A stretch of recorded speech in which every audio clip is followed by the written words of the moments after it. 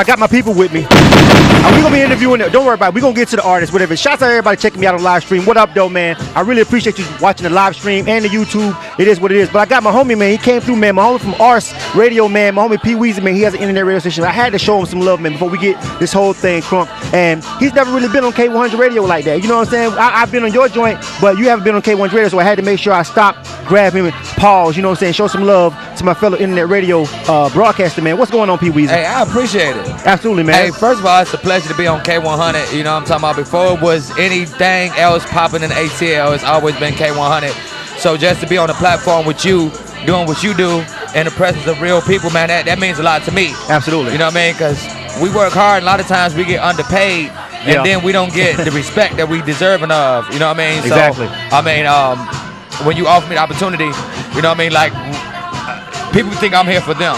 Right.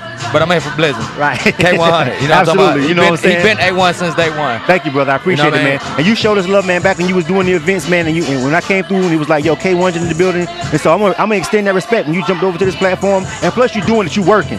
You feel what I'm saying? You know what I mean? So since you working, you know what I mean? That's the thing about it. Is I know that you working, I'm definitely gonna always show you the love. I'm trying to figure out, because you work way more than me, but you don't have no bags under your eyes. Like, how do you accomplish that? Like, I try to live a stress-free life. Really? I try to live a very stress-free life. So you don't put no carrots and no olive oil or nothing about that? Nah. I just fuck a lot. Oh, hey.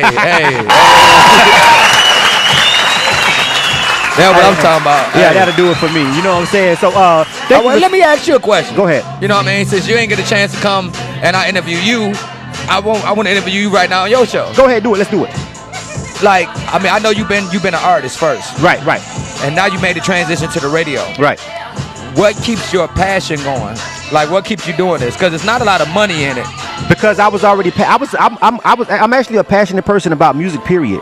You feel me? So all I did was transfer that energy from creating music, which I still create music. I don't do it as much now, but the passion that I have from just creating music, I just transferred it over into being able to be a platform that can break music. You feel what I'm saying? Right. And so all the passion that I had in actually creating music, I said I still create music. People don't know that. People think I just stopped making music, and that's not true. I still create music. I'm not putting out an album or nothing like that. Right. But I still ghostwrite. I still produce, definitely. You know what I just said? The first thing you said. Yeah. Ghostwrite. Yeah. See, everybody want to be in the front. Yeah, I feel bad. My thing is now I'm at the age now where I'm really not as interested as being a quote unquote star. What age is that then? I'm 22. Like Tampa Mr. State 22. 23. We'll go with 23. But see, but we was talking about that earlier when I did an interview. Like, it's not like you're young Blizzum. Like, you're not going around being young Blizzum. So at what age, regardless of you using the word young or not, what age do somebody be like, I'm gonna fall back, I think I've done that too long? It's a personal decision whenever you feel like it's that time for you to do that. For me, I felt like it was that time after I did my last album, and it did great. It did decent numbers for independent with no real push or nothing. I did great. You know what I'm saying? I believe you did, because I see your numbers. I wanted to ask you some questions off air. Yeah. Because he doing numbers. Before they was talking about numbers, before they was really doing statistics and analytics.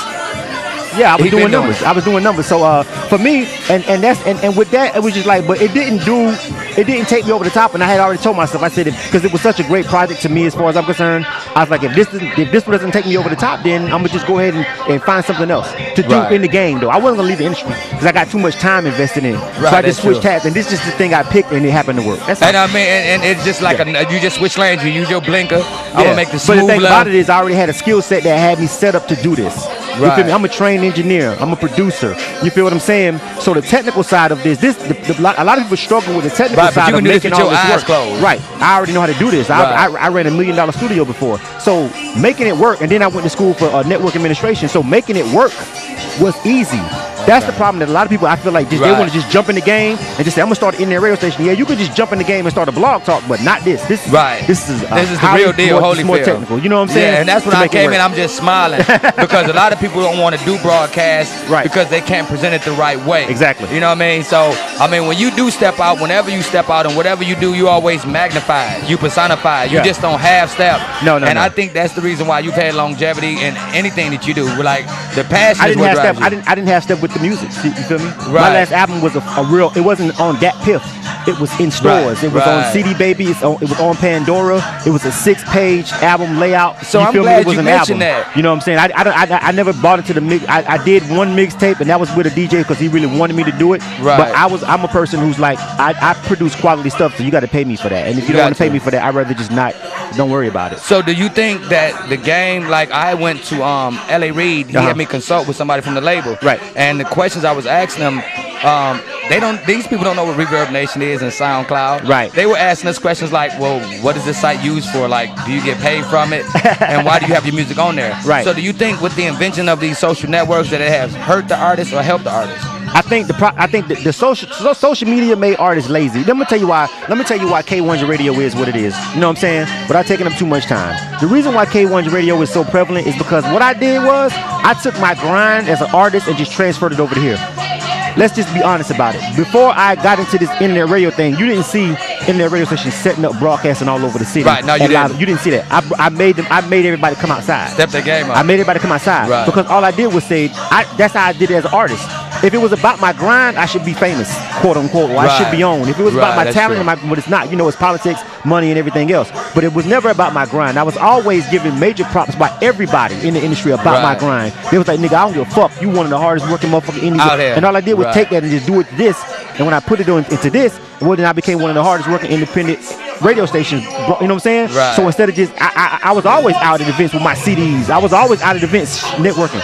All I did was bring transfer the hustle. I just transferred the hustle to this. That's and so that's what set me apart as an indie. Because the reason why I was accepted, the reason why I can get on Facebook and say, that motherfucking shit is whack, and nobody questions me, is because they know I'm nice as an artist. Exactly. I can out-rap most of you anyway, so if I say you whack, motherfucker, trust me. Not too many people question it. No hating involved. Put 16 bars up with him then if you feel like he don't have no.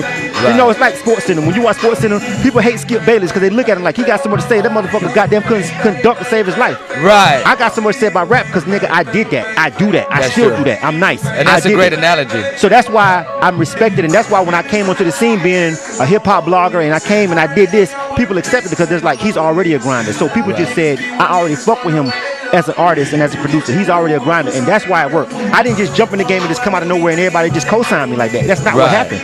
Which is what people want.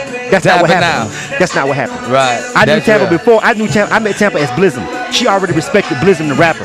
Okay.